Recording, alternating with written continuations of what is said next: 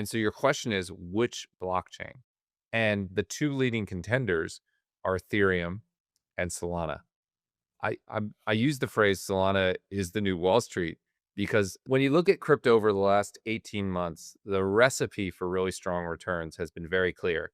You take ETF inflows, you add corporate treasuries buying, and you get a good news cycle and you get extraordinary returns.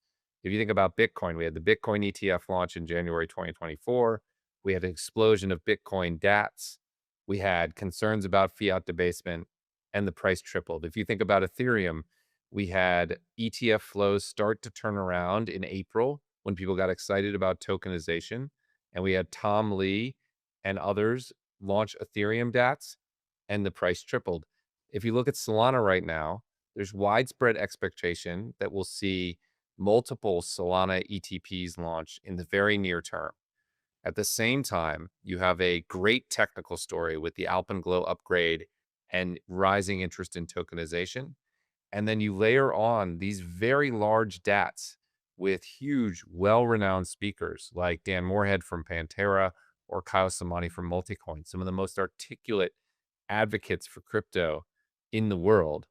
You put all that together, and I think the outlook is extraordinarily strong. And the last thing I would say about that is that Solana, remember, is much, much smaller than Bitcoin and much, much smaller than Ethereum. Bitcoin's a $2.5 trillion asset. Solana is a $100 billion asset. It's 1/25th the size. It's 1/5 the size of Ethereum. And what that means is these purchases by the DATs and any inflows from investors are going to have an amplified effect. I haven't seen as positive a setup for a crypto asset since I got to Bitwise. It's just an extraordinary setup. I'm very bullish for Solana season.